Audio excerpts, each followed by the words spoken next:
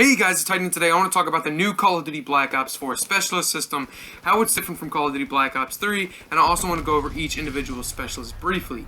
I do want to say before we get started, there will be a link in the description to the article that I'm getting all my information from, so if you guys want to get into more detail with what we're talking about, you can go ahead and do that from there. So how is this year's specialist system different from Call of Duty Black Ops 3? In Call of Duty Black Ops 3, you choose your specialist, and right before the match, you choose your custom class. This year, you choose your custom class and specialist at the same time, right before the match starts, and each specialist can only be chosen one time on the team. I'm super excited to see how this plays out in Call of Duty, and I think this supports Treyarch's push for that new tactical gameplay they've been talking about since the beginning. Like I said, this is definitely going to encourage teamwork, and I am super stoked to see how this affects the game. I think this is going to benefit the game very well, but of course we don't know for sure until we get hands-on gameplay, or hands-on time with the game. But I think this is going to benefit Call of Duty a lot, and hopefully, if it works out, this comes back in the future. So like I said, each specialist can only be chosen one time. So this means that Ruin can only be chosen one time, Battery can only be chosen one time, Seraph can only be chosen one time. And like I said, this is going to affect how the game is played. I think this is going to encourage teamwork, and this is going to be awesome. Like I said, I'm very stoked to see how this affects Call of Duty. So let's go over every specialist that'll be in Call of Duty Black Ops 4. This includes newer ones and returning ones from Call of Duty Black Ops 3. Each specialist includes equipment and an ability, and I will be going over both. So the first specialist I want to go over is a returning specialist, and that is Battery. Battery's equipment is a cluster grenade that sticks to surfaces and releases several smaller grenades. I'm assuming this works similar to how a trip mine works, or maybe you have to detonate it. Either way, it's something pretty simple, and I think most people can get a grip on. Now, Battery's ability is something that we're very familiar with, and that is the War Machine, which is basically a giant grenade launcher that shoots bouncing grenades. Again, we're familiar with this from Call of Duty Black Ops 3.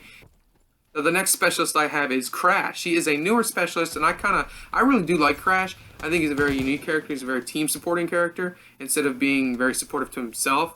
Crash's equipment is an assault pack, which deploys ammo magazines, provides bonus score for taking down enemies, and is available for the entire team.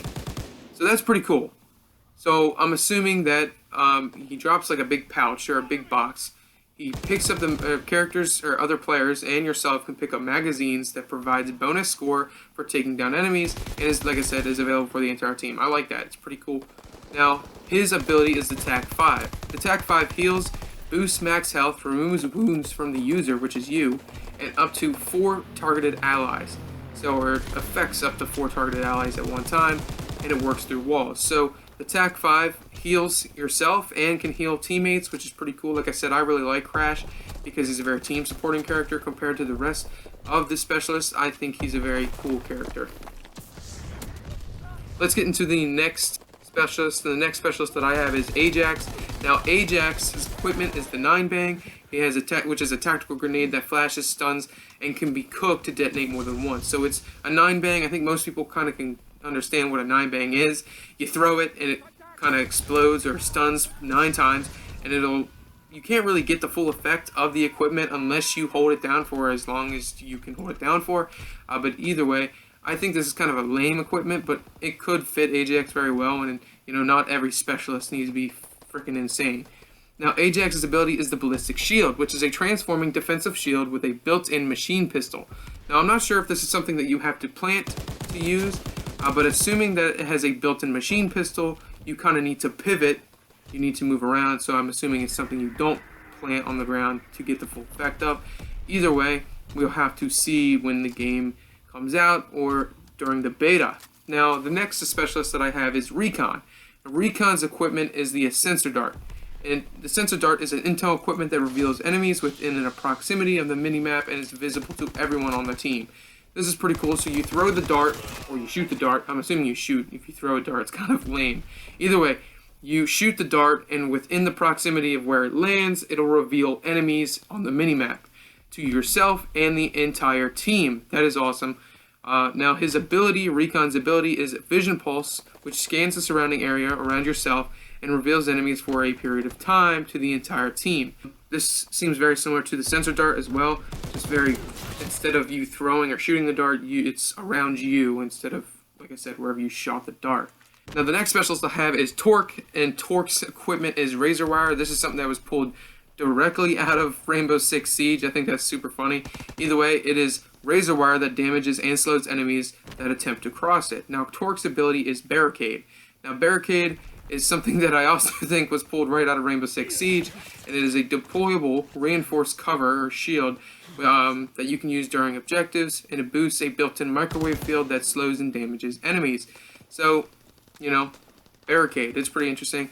I'm excited to see how that affects game modes like Hardpoint and Domination. Now, Ruin, he is a returning character. Most people know who Ruin is. Ruin is equipment is the grapple gun, which allows you to quickly move to elevations and other locations. That's pretty interesting. And his ability is the Gravity Slam, which is basically just gravity spikes. We all know that, which is an aggressive leap that delivers a lethal blast radius around the point of impact. The next character I have, or specialist I have, is Firebreak. Again, someone we're familiar with. His equipment is the Reactor Core. It emits a damaging radiation field that wounds enemies, reduces their maximum health for a period of time, and damages you if you charge it for too long. So that's pretty interesting. His ability is the Purifier, which is a flamethrower, something that we're, again, familiar with from Call of Duty Black Ops 3.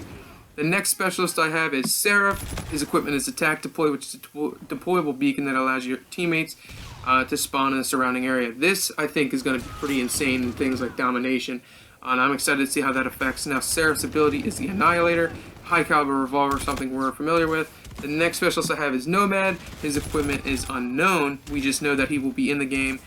His equipment from Black Ops 3 was the Hive Launcher, so that's going to be interesting to see again. His ability is also unknown.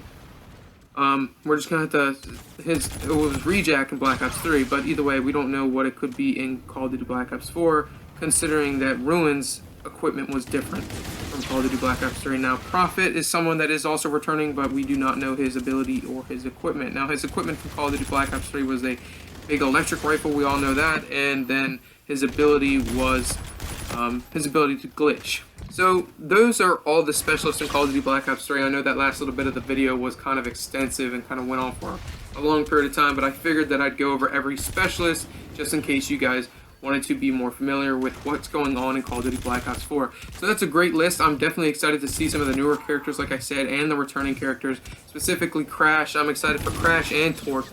I'm excited to see Firebreak and Ruin. This is going to be pretty awesome. I'm really excited to see these new characters and the returning characters from Call of Duty Black Ops 3. So tell me what you guys think in the comment section below. Do you guys like this list of specialists? I'm excited to see returning characters and newer characters. I'm definitely excited to see how this new tactical gameplay with only one specialist being able to be chosen per team. So this is going to be neat. It's definitely going to be neat. This is definitely going to be a different Call of Duty from what we've gotten in the past. So, like I said, tell me what you guys think in the comment section below. If you guys like the video, please like the button. Also, if you want to see more Call of Duty content, please subscribe because there's definitely going to be a lot more. So thank you guys so much for watching, and see you guys later.